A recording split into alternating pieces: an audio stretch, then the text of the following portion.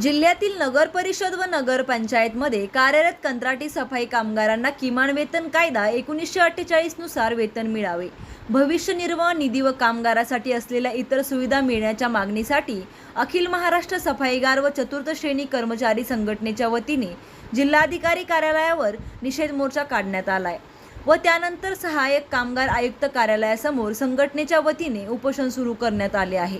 जिल्ह्यातील राहाता, देवळाली, राहुरी, शेवगाव, नेवासा, श्रीरामपूर, संगमनेर, कोपरगाव, पाथर्डी, नगर परिषद व अकोला व इतर नगर पंचायतमध्ये कार्यरत कंत्राटी कामगारांना किमान वेतन कायदा 1948 नुसार वेतन दिले जात नाही।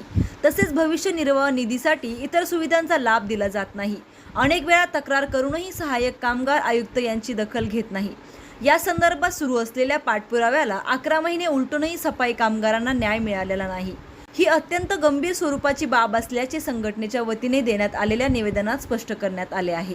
आंबेडकरांचा भारतरत्न डॉक्टर बाबासाहेब आंबेडकरांचा संघर्षों के आदि है जय भीम जय भीम जय भीम।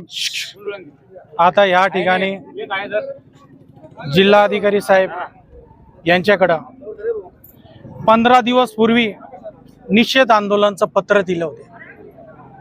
ही अखिल महाराष्ट्र सफाईगार चतुर्थ श्रेणी कर्मचारी संघटनेच्या वतीने तसेच भीम आर्मी सामाजिक संघटनेच्या वतीने, परंतु 15 दिवस उलटून गेले।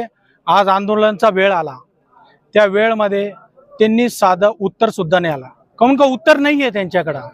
आपला लढा कर्मचाऱ्यांना किमान वेतन कायदा 1948 नुसार किमान वेतन मिळायला पाहिजे, यो कायदा पारित झालेला आहे। परंतु जिल्ह्यातील नगरपालिका असो नगरपंचायतीमध्ये कोणत्याही प्रकारचा किमान वेतन कायद्याचा लाभ मिळत नाही।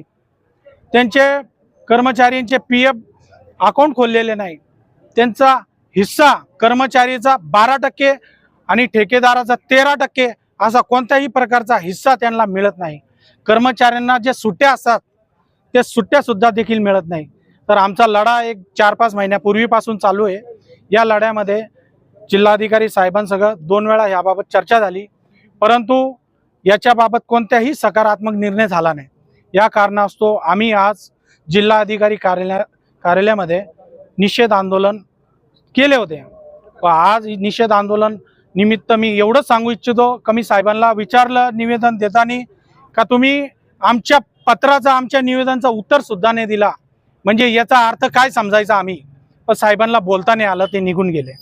तर माझं एवढंच म्हणणं आहे, जर भविष्यामध्ये माझ्या कर्मचाऱ्यांना जे गलिच्छ काम करणारे, जे घाणीचं काम करणारे, ते स्वतःच्या जीवाची पर्वा नाही करतात, असे लोक माझे आई बहिणी असतील, माझे भाऊ असतील, यांना जर किमान वेतनचा लाभ मिळाला नाही तर भविष्यामध्ये एवढा मोठा आंदोलन उभा करीन या कलेक्टर ऑफिसवर, तर त्यांना समजून येईल का ह्या कर्मचारीची सुद्धा काय ताकद असते, ते त्यांना 100% समजून येईल अशी मी ग्वाही देतो। आणि या संघटनेच्या माध्यमातून मी तुम्हाला पुन्हा आवाहन करतो का तात्काळ जर निर्णय एवढ्या 8 दिवसात लागू झाला नाही, संबंधित ठेकेदार CO यांच्यावर गुन्हे दाखल झाले नाही, खटला दाखल झाला नाही, तर सदर मी पुन्हा येईन आणि पुन्हा एकदा असा मोठ्या पद्धतीने आंदोलन करीन का त्याचा हिशोब नाही राहणार अशी ग्वाही देतो। माझे 2 शब्द थांबतो। जय भीम।